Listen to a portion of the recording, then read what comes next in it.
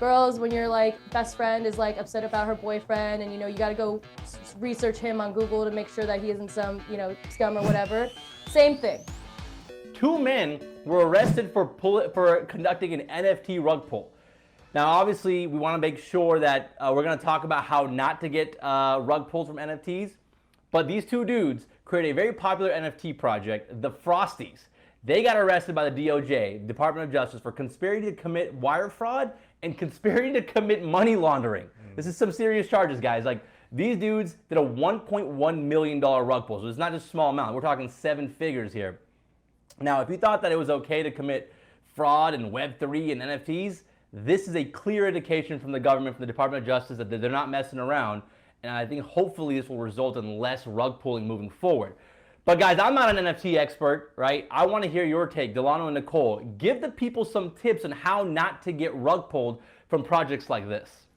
Yeah, Zaid, I couldn't claim to be an NFT expert. I hold, what, 5, maybe 3 or 4 or 5 NFTs. But I do think that we should all get educated on, how to invest in these projects and not eliminate our risk, but do some stuff to manage our risk. And I think that's one of the big things that people will have to learn. You can't eliminate it, but you can manage your risk. Now, it all just comes down to good old due diligence. That's the process of researching what you're investing in. And to me, a golden rule that I use, but you don't have to use it, is the investment amount that you do is proportionate to how much you're investing. So if you're gonna invest a lot of your own personal capital into something, you probably wanna do a lot of research. And one of the things you can do when it comes to like NFT projects is to research the people that are doing the project, the founding team, the developers, right? And if they're anonymous, that's okay, but they have to give some sort of context or background on where they came from. They just can't pop up with a new social media profile and say, hey, we're doing an NFT project. Like, they have to have some sort of background in my mind before I feel comfortable. Another thing I think you could do is look at like their whole social media following,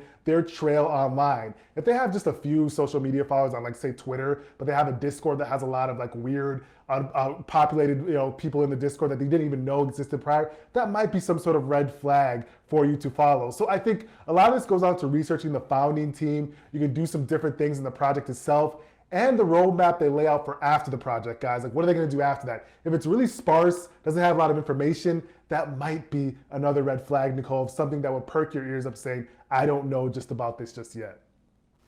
Yeah, I had to do some of my own research as well and ran into our creator friend, Humphrey Yang. He's huge. Shout out.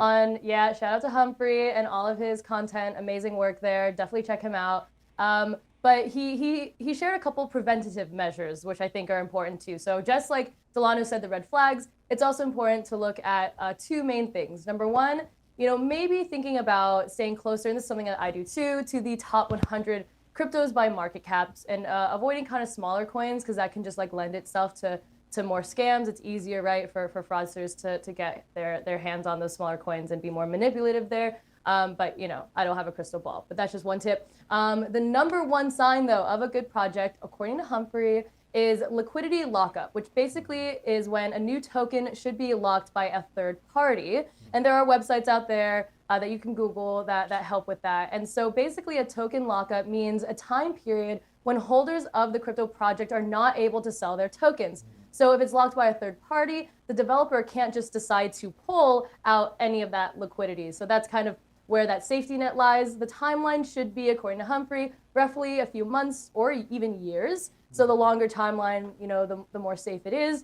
But at the end of the day, scams are across all types of investment vehicles, and it's not just NFTs, it's not just crypto or digital assets. It happens with regular currency, diamonds, gold, all the time. Fraudsters are out there, and they're evil. But at the end of the day, the biggest tip you can do to protect yourself from NFT scams is to just remain skeptical. Google is your friend. When your like best friend is like upset about her boyfriend, and you got to go research him on Google to make sure that he isn't some scum or whatever.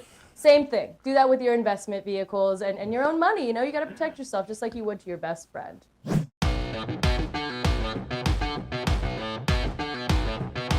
Tune in every day and remember to like and subscribe, and be sure to hit that notification button.